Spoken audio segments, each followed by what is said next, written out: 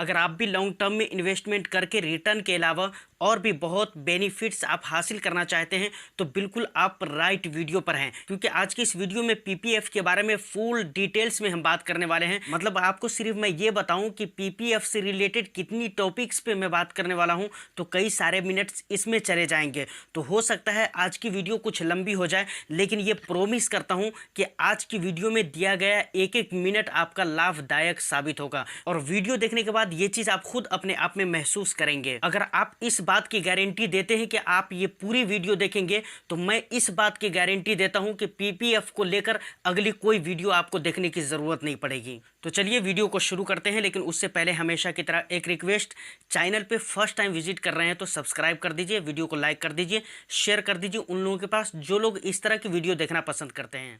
तो सबसे पहले हम जानते हैं कि पीपीएफ अकाउंट है क्या। तो देखिए, पीपीएफ या पब्लिक प्रोविडेंट फंड दोनों चीज आप कह सकते हैं सेम है। भारत में बहुत ही मशहूर और लोकप्रिय एक सेविंग्स स्कीम है।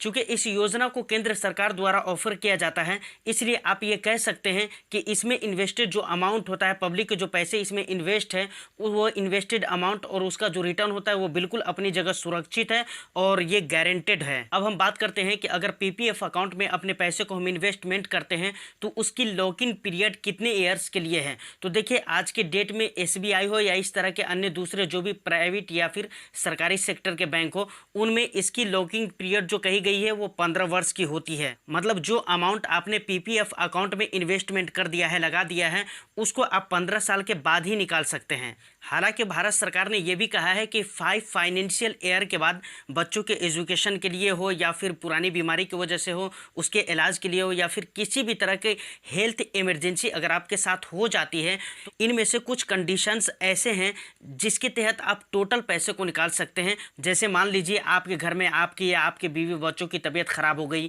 अब मतलब तबीयत भी खराब हुई तो इतना ज़्यादा तबीयत खराब हो गई कि मतलब मरने जीने वाली जो बात हो जाती है, काफ़ी इमरजेंसी वाली जो बात हो जाती है, ऐसी वाली हालत हो गई। तो कहते हैं कि ऐसी कंडीशन में आप पीपीएफ अकाउंट के टोटल जमा किए गए अमाउंट को निकाल सकते हैं। लेकिन पैसे निकालने के लिए अकाउंट होल्डर को कुछ ऐसे दस्तावेज, ऐसे कागजात बैंक को दिखलाने पड़ेंगे जो कागजात रियलिटी में ये साबित कर रहे हो कि हाँ, अकाउंट होल्डर के साथ सही में रियल में ये प्रॉब्लम है और उन्हें पैसे की ज़रूरत है। तो इस तरह के कागजात और दस्तावेज दिखलाना हर हाल में अनिवार्य है। हालांकि एक बात ये भी आती है सामने की किसी भी ज़रूरत के तहत हो, चाहे हेल्थ इमरजेंसी हो, बच्चों के एजुकेशन की फीस हो या फिर किसी भी तरीके से किसी भी ज़रूरत की वजह से अगर आप अपने पैसे को निकालते हैं लॉकिंग पीरियड से पहले पहले, तो आपको जो भी सालाना ब्याज मिलता है उसमें से 1% की कटौती हो जाती है, वो जुर्माने के रूप में आपसे ले लिया जाता है। अब यहाँ पे एक और भी बहुत ज़रूरी बात आती है। मान लीजिए कि आपने 15 ईयर्स का जो लॉक इन पीरियड था पीपीएफ अकाउंट का,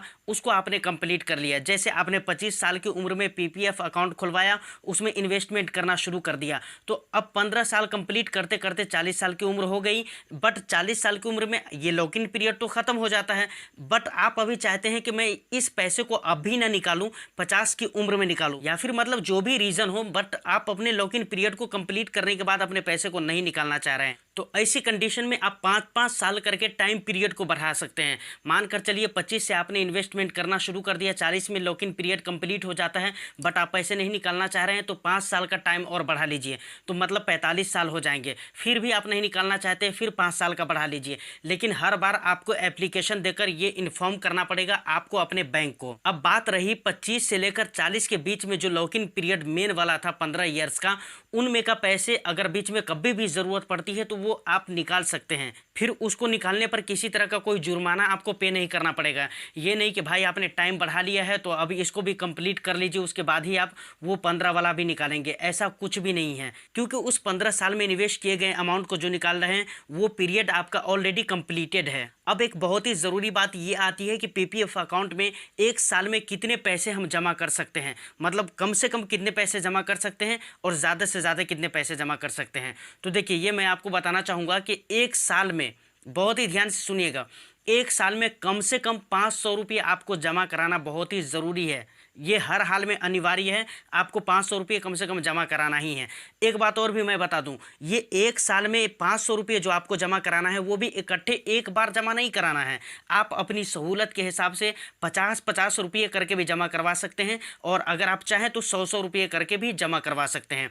बस इतना ख्याल रखना है कि 500 से कम एक साल में आपको जमा नहीं करवाना है। लेकिन मान लीजिए कि आपकी कमाई बहुत अच्छी है, आपका सोर्स ऑफ इनकम बहुत ही बढ़िया है, जिसकी वजह से काफ़ी अच्छा आप कमा लेते हैं, इनकम जनरेट कर लेते हैं, आपके पास काफ़ी सारे पैसे बच जाते हैं, तो एक साल में ज़्यादा से ज़्यादा आप 1.5 लाख रुपये अपने पीपीएफ अकाउंट में जमा करवा सकते हैं। And this is maximum limit for 1 year. अब एक ऐसी बात जो इस फंड की खूबसूरती को बढ़ा देता है और लोगों की नज़र में इस फंड को लोकप्रिय बना देता है, आखिर वो क्या चीज़ है? जब भी आपने एफडी या फिर म्यूचुअल फंड वगैरह में इन्वेस्टमेंट किया होगा तो आपने देखा होगा वहाँ पर टैक्स का मैटर आता है, तो आपको एसटीसीजी एलटीसीजी टैक्स पे करने पड़ते हैं। लेकिन अगर मैं आपको बताऊं कि पीपीएफ अकाउंट में कितना टैक्स आपको लगता है, तो देखिए पीपीएफ अकाउंट में जमा पर इनकम टैक्स एक्ट के सेक्शन 80C के तहत टैक्स छूट मिलती है। एक्चुअली इस सेक्शन के तहत कुछ खास इन्वेस्टमेंट योजनाओं और खर्चों में लगे 1.5 लाख रुपये तक की जो लागत होती है उस पर टैक्स की छूट मिल जाती है, और उन्हीं योजनाओं में पीपीएफ फंड भी शामिल है। इसलिए पीपीएफ अकाउंट में जो भी आप पैसे इन्वेस्टमेंट करते हैं, जितना भी पैसे आपने लगा दिया है उस पर आपको टैक्स की छूट मिल जाती है। और बात सिर्फ यहीं पर नहीं रुकती भाइयों, बल्कि जो भी आपने जमा किया है, जो इन्वेस्टमेंट आपने किया है, उसके ऊपर जो इंटरेस्ट मिलेगा, जो ब्याज मिलेगा, उसके ऊपर भी आपको किसी तरह का कोई टैक्स नहीं लगने वाला है। और कमाल तो तब हो जाता है जब पीपीएफ अकाउंट का लॉक इन पीरियड कंप्लीट हो जाता है, मतलब आपके लॉक इन पीरियड वाले 15 ईयर्स कंप्लीट हो जाते हैं। 15 ईयर्स के बाद जो मैच्योरिटी अमाउंट आपको मिलता है उस पे भी किसी तरह का कोई टैक्स आपको नहीं लगता है, बिल्कुल। मतलब इन्वेस्टेड अमाउंट भी फ्री है, उसके बाद ब्याज भी आपको लगता है, उस पर भी किसी तरह का कोई टैक्स नहीं, मैच्योरिटी अमाउंट जो मिलता है उस पर भी किसी तरह का टैक्स नहीं लगता है। मतलब तीनों के तीनों बिल्कुल फ्री होने वाला है, फ्री ऑफ कॉस्ट। तो अब आप बता सकते हैं कि क्या बढ़ा दिया ना खूबसूरती? कमेंट करके ज़रूर बताइएगा। चलिए ये सारी बातें तो कंप्लीट हो गई, अब बात ये आती है कि आखिर पीपीएफ अकाउंट खुलवाने के लिए उम्र क्या होनी चाहिए, किस उम्र के लोग पीपीएफ अकाउंट खुलवा सकते हैं? तो देखिए मैं आपको बताना चाहूँगा कि किसी भी उम्र के लोग पीपीएफ अकाउंट खुलवा सकते हैं। अगर आप अपने बच्चों के नाम से खुलवाना चाहते हैं तो उसके भी नाम से खुलवा सकते हैं। बस बात इतनी सी याद रखनी है कि जिनके भी नाम से अकाउंट खुलवा रहे हैं, अगर उनकी एज 18 ईयर से कम है तो अकाउंट तो खुलने की बात है तो वो खुल जाएगा, उसमें इन्वेस्टमेंट भी सारा कुछ होगा जैसे होता है बड़ों के अकाउंट में। बस उसको ऑपरेट करने वाला उसका गार्जियन होगा, वो खुद नहीं कर सकता है 18 ईयर से पहले। फिर जब उस बच्चे की 18 ईयर्स कंप्लीट हो जाती है तो वो बैंक को एक एप्लीकेशन देगा और उसमें अपने ऐसे कागजात को मेंशन करेगा जिससे ये पता चलता हो कि हाँ उनकी उम्र 18 ईयर से प्लस हो गई है, तो फिर वो अपने अकाउंट को खुद हैंडल कर सकता है, खुद ऑपरेट कर सकता है। अब पीपीएफ अकाउंट किस बैंक में खुलता है, कैसे खुलता है? तो देखिए पीपीएफ अकाउंट ऑनलाइन के जरिए भी खुलता है और ऑफलाइन भी खुलता है। और किस बैंक में खुलता है? तो देखिए सरकारी और प्राइवेट सेक्टर के जो भी बैंक है, जैसे एसबीआई हो गया, सेंट्रल हो गया, उसके बाद एचडीएफसी हो गया, एक्सिस हो गया, आईसीआईसीआई, इस तरह के जितने भी बैंक हैं इनमें से किसी भी बैंक में जाकर आप पीपीएफ अकाउंट खुलवा सकते हैं। हाँ, फ़र्क इतना रहता है कि वहाँ पर इंटरेस्ट रेट अलग रहता है, थोड़ा बिल्कुल थोड़ा सा का फ़र्क रहता है, ज़्यादा का फ़र्क रहता भी नहीं है, बल्कि मैं तो ये कहता हूँ कि भाई नहीं रहता है, ऐसा मानकर चलिए। अब सेविंग अकाउंट होता है तो हो सकता है 2-3 खुलवा लिया, मानकर चलिए एसबीआई में एक सेविंग अकाउंट खुलवा लिया, एक एचडीएफसी में खुलवा लिया, एक आईसीआईसीआई में खुलवा लिया। लेकिन पीपीएफ अकाउंट की बात है तो एक बंदा एक ही अकाउंट खुलवा सकता है। ऐसा नहीं है कि आप 2-3 अकाउंट खुलवा लिए अलग अलग बैंकों के। एक बैंक में तो ऐसे सेविंग अकाउंट भी 2 नहीं खुलते हैं, तो अलग अलग करके आप खुलवा सकते हैं। ऐसा अगर माइंड में है तो भाई भूल जाइएगा, क्योंकि आप एक ही अकाउंट खुलवा सकते हैं, आप हो या कोई भी हो, मतलब एक व्यक्ति एक अकाउंट खुलवा सकता है।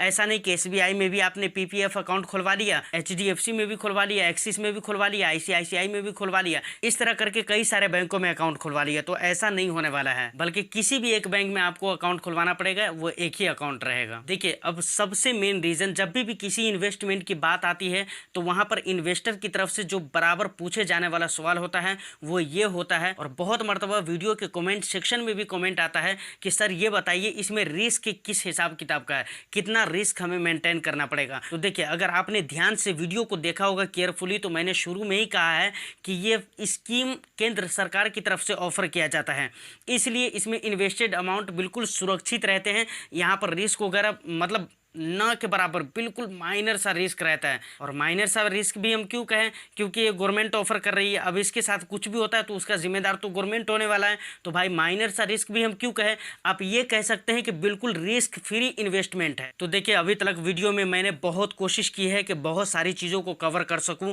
फिर भी अगर कुछ छूट गया हो या फिर कुछ चीज़ें अगर समझ में नहीं आई है तो वीडियो को आप रीप्ले करके देख सकते हैं, या नहीं तो कमेंट सेक्शन में आप हमें कमेंट करके बता सकते हैं, क्योंकि बहुत सम्मान के साथ मैं ज़रूर आपका आंसर करूंगा। जितनी जल्द हो सके एज सुन एज पॉसिबल मैं आंसर करने की कोशिश करूंगा। फिलहाल आज की वीडियो में इतना ही। उम्मीद करता हूं कि वीडियो आपको अच्छी लगी हो। वीडियो अगर अच्छी लगी है तो वीडियो को लाइक एंड शेयर कर दीजिए।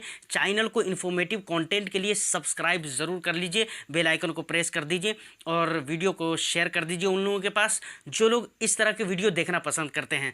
फिर मिलते हैं किसी नेक्स्ट वीडियो में, जब तक के लिए all the best. Thank you for watching.